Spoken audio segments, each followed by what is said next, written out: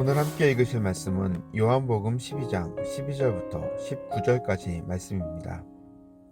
다음 날에는 명절을 지키러 온 많은 무리가 예수께서 예루살렘으로 들어오신다는 말을 듣고 종려나무 가지를 꺾어 들고 그분을 맞으러 나가서 호산나 주의 이름으로 오시는 이에게 복이 있기를, 이스라엘의 왕에게 복이 있기를 하고 외쳤다. 예수께서 어린 나귀를 보시고 그 위에 올라타셨다. 그것은 이렇게 기록한 성경 말씀과 같았다. 시온에 따라 두려워하지 말아라. 보아라, 내 임금이 어린 나귀를 타고 오신다. 제자들은 처음에는 이 말씀을 깨닫지 못하였으나 예수께서 영광을 받으신 뒤에야 이것이 예수를 두고 기록한 것이며 또 사람들도 그에게 그렇게 대하였다는 것을 회상하였다. 또 예수께서 무덤에서 나사로를 불러내어 죽은 사람들 가운데서 살리실 때에 함께 있던 사람들이 그 일어난 일을 증언하였다. 이렇게 무리가 예수를 맞으러 나온 것은 예수가 이런 표징을 행하셨다는 말을 들었기 때문이다. 그래서 바리새파 사람들이 서로 말하였다. 이제 다 틀렸소. 보시오, 온 세상이 그를 따라갔소.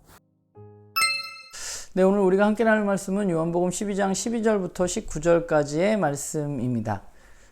예수님은 이제 유월절을 앞두시고 예루살렘으로 들어오십니다.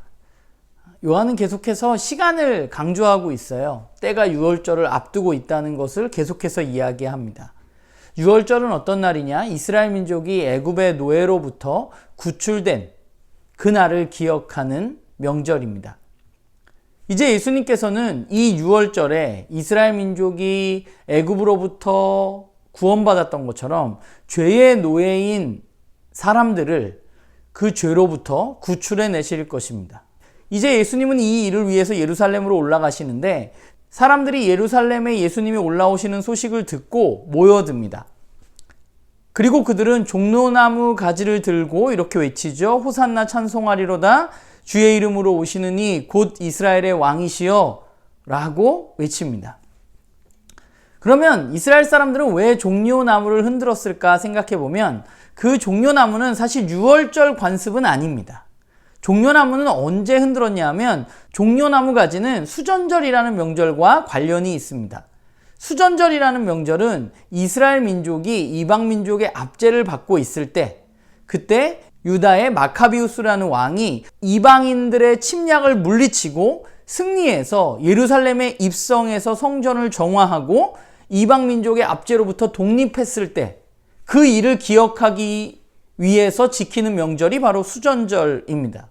이 마카비우스가 예루살렘으로 입성할 때 어떤 일이 있었냐? 사람들은 종려나무 가지를 흔들면서 그를 왕으로 환호했습니다. 그러니까 잘 생각해 보면 오늘 예루살렘에 입성하시는 이 예수님은 유월절이라는 절기와 또 수전절이라는 절기가 두 개가 생각나게 되는 것이죠. 반응하는 사람들의 모습을 보면 수전절을 더 생각나게 합니다. 그들이 생각하는 왕은 어쩌면 마카비우스와 같은 왕이었습니다. 이방인을 격퇴하고 성전을 정화해서 자신들에게 독립을 가져다 줄 그 왕, 마카비우스 같은 왕을 그들은 기다렸고 마카비우스가 들어올 때 했던 행동들을 기억하면서 지금 예수님을 맞이하고 있는 것이죠. 그런데 오늘 본문을 보면 그들의 행동 가운데 예수님은 침묵하세요. 예수님이 한 것은 딱 하나입니다. 어린 나귀를 타신 행동입니다. 왜 어린 나귀를 타셨냐? 요한은 스가랴 9장 9절 말씀을 인용해서 이야기합니다. 스가랴 9장을 살펴보면 스가랴 9장이 말하는 그 왕은, 나귀를 탄 그 왕은 공의와 구원을 베푸는 왕입니다. 그 왕은 전쟁을 그치고 모든 이들 가운데 평화를 가져오는 왕입니다. 예수님이 나귀를 타신 이유는 자신이 바로 그 왕, 스가랴가 예언했던 그 왕이라는 사실, 온 세상의 구원과 평화를 가져올 왕이라는 사실을 몸소 드러내고 있는 행동인 것이죠.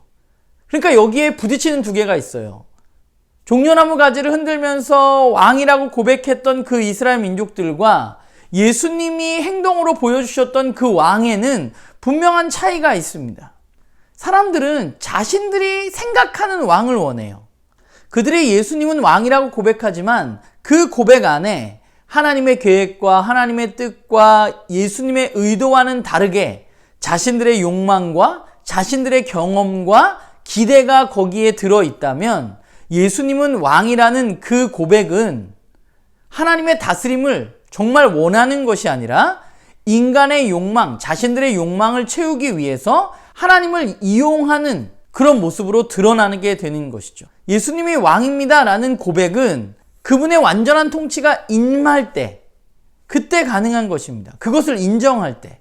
그분의 통치 방법을 거부하고 자신들이 원하는 통치의 방법을 강요하는 것은 예수님이 왕입니다라는 고백을 이용해서 자신의 욕망을 채우려고 하는 그런 고백일 뿐이죠.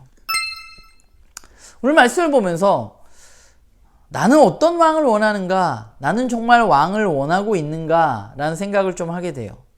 이스라엘 사람들처럼 나도 내가 원하는 그런 왕을 생각하고 있는 것은 아닌가?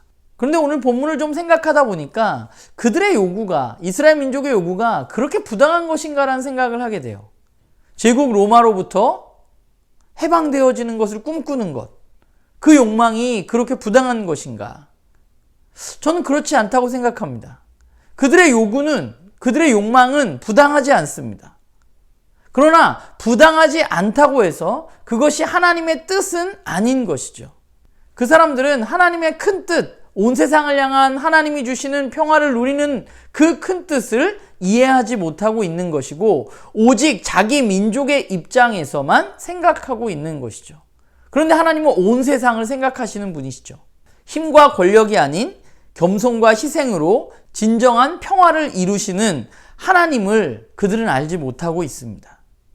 그저 자신들의 입장에서 하나님을 해석하고 생각하는 것뿐이죠. 힘과 권력에 근거한 폭력으로 로마가 그들에게 평화를 가져다 주었는데 그 로마로부터의 해방은 힘과 권력으로 이루어지지 않는 것입니다. 사실 마카비우스를 통해서 그걸 이스라엘 민족들은 경험한 거예요. 힘으로 해방되었을 때 또 다른 더 큰 힘이 나오면 또다시 똑같은 일을 겪을 수밖에 없다는 것을 지금 경험하고 있어요.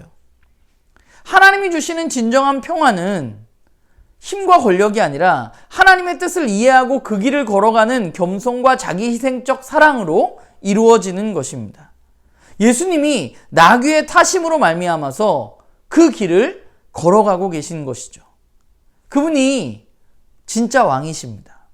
이제 저도 그렇고 여러분도 그렇고 그 진짜 왕이신 예수님을 우리의 주인으로 받아들이고 우리가 살아가기를 소망합니다.